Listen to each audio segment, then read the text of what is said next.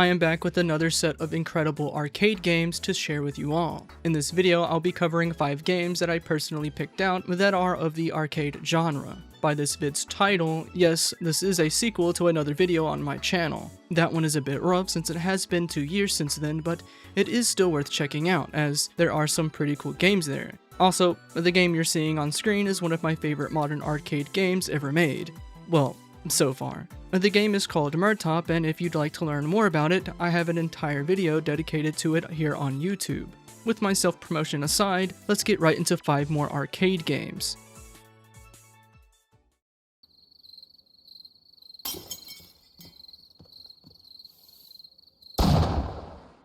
Our first game of the day is a top-down twin-stick shooter. Buckshot Battlemage feels a tad nostalgic with its visuals. To me, it's a little reminiscent of those older Flash games you used to find at school before they, well, eventually blocked access to it. It for sure took me back a little to those days, but this is the now and it is quite addicting. You play as a wizard who uses real-world armory as his magic spells. Personally, I enjoyed this because I've never really been a fan of pure fantasy. I think franchises like He-Man that bring a bit of the future into the setting makes for a more appealing setting or story. And this game does have a bit of its own story, kinda. At the beginning, as you saw from the intro, the mage faces off against a home invasion, and that's about it. After every death, you do get these fun little death screens, and depending on how well you did, you will see varying outcomes for the whiz. When it comes to gameplay, it's pretty addicting like I said, and especially if you're trying to get a high score. And that's really what this game is all about, progressing to the next level and getting a higher score. The upgrades are obtained by how well you do each round. These are pretty mandatory to perform better, while others are a preference.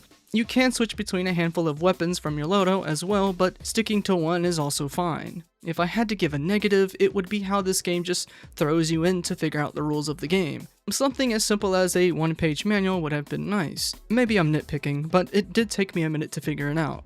I will say that I did receive this game for free from the developer back when it was called Mage Tower Massacre. They of course didn't pay me to say anything about the game, and in fact didn't even specifically ask to be put into a video. They just liked my content and slid me a copy of their game. So everything I've said thus far has been my own opinions and my own experience. With that being said, I really liked this game a lot. Buckshot Battlemage is a fairly cheap game coming in at $4 with its lowest sale price being about $2.60.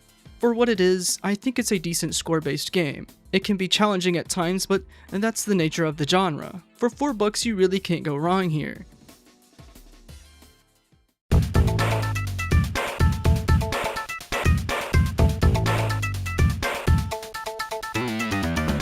Next up we have Pinball Spire. This was incredibly fun and an amazing idea, if not a bit discouraging at times. Pinball Spire is a Metroidvania with a pinball twist. The one thing that makes this a Metroidvania would be the many stages or floors that you climb to.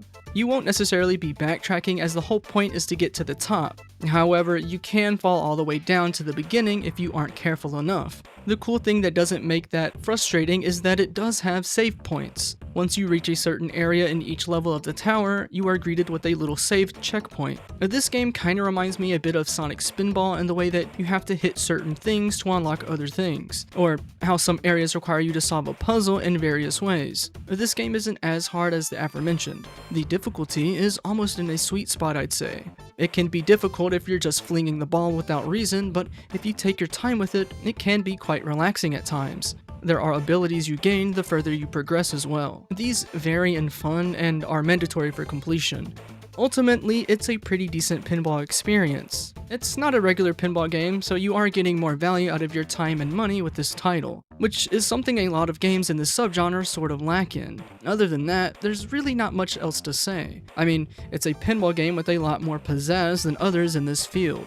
Pinball Spire's base price is $15 with its lowest sale price being $9.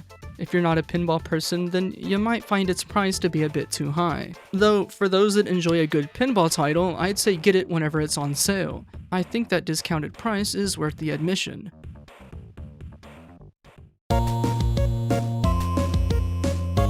Dead Estate is our next game of the day. Dead Estate is a roguelike that mechanically feels like Into the Gungeon. Every time you play, you start from the beginning, but each new run is completely different from the last. Areas like the boss room or boss keys are always mixed around or changed. Enemy placements are also different for every run, as well as which ones you will encounter. The one constant is, if you take too long to finish a level, or floors in this case, a big unbeatable enemy hunts you all throughout that floor until you get to the boss room. Now, when you first boot up the game, you will be greeted with a story cutscene. These are scattered sparingly in the game as the story isn't that important, but is there for some added context. At the start, you can only choose from two characters, Jeff and Jules. There is a reason as to why you would choose one over the other. I'd argue Jeff is the easy mode of this game, however he isn't fun to play as. Jeff has a lot of health, but he is slow and arguably has the more lame handgun, whereas Jules is quick with a nice beefy shotgun that has spread as you would expect. The downside would be that she does have less health, though all I can say to that is, don't get hit.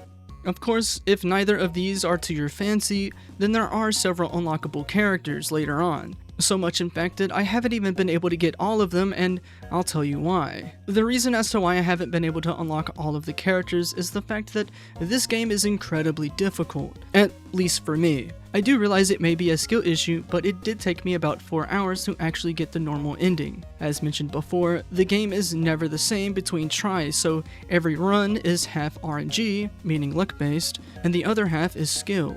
There's really no pattern to remember, it's just a get good kind of game, which I like. If you're gonna buy a game, you'd probably like for it to have some challenge to it or meat on its bones, which this game has a lot of. I don't want to make this video too long, so I'm kinda grazing over a lot of what this game offers, but I do promise that it is filled with so many things to do that you won't be able to do it all in even a few sittings. When I played the demo, which is still up by the way, I thought the actual game would be a quick in and out kind of deal, and I couldn't have been more wrong.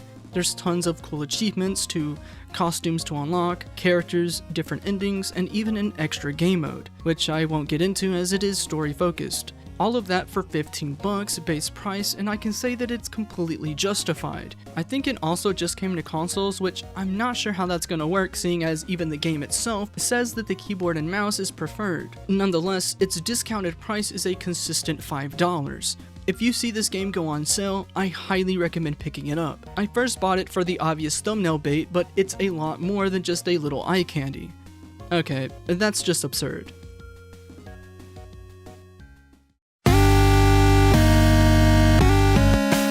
Downwell is our second to last game. Now this may be a title you've already seen before. I know I've seen it bouncing around every now and again in various Steam sales, so I decided to finally grab it. Once I did, it became extremely hard to put down. Downwell is a platformer roguelike with an addicting gameplay loop. The objective is to get down to the bottom of each level without dying. It sounds easy enough, however, there are several enemy types that all have their own attack patterns. Each of them are designed to disrupt your descent and ultimately kill the flow of your progress. While your main weapon of choice are your boots, not every enemy is weak against them. Some require other means. Once you get used to the rules and nature of this game, you start to gain a sort of flow state, and that is something I've noticed a good arcade game achieves.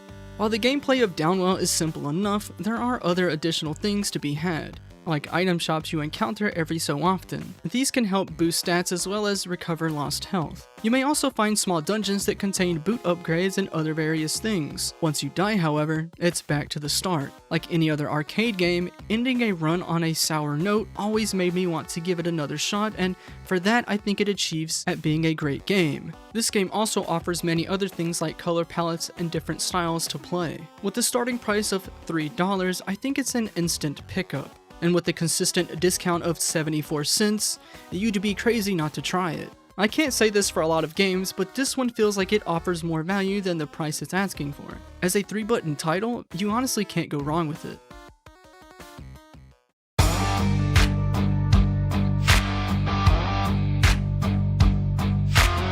Kill the Crows is our last game of the day, and man is it a favorite.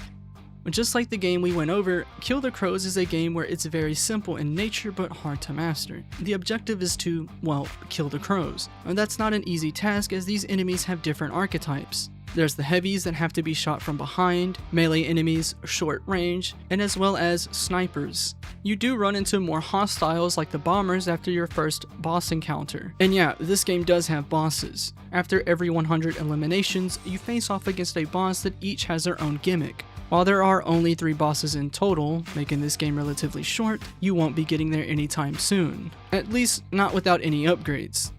There are new pistols, passives, and showdown moves to be had here. The other 2 are self-explanatory, but their showdown ability allows you to slow down time and basically dead-eye enemies. Releasing your showdown will unleash a flurry of bullets on all targets. While this game does have full controller support, I highly recommend playing keyboard and mouse. The aiming alone is just really fluent and satisfying. Turning my brain off and putting on some of my own tunes to this game is bliss. Kill the Crow's base price is $5 with its lowest being an easy $2.50. While I do enjoy a nice discount, Kill the Crows is worth the base admission in my opinion. Everything from the sound design to the flow of the movement is something a lot of games wish they had. Out of all the games in this video today, I find myself still going back to this one from time to time.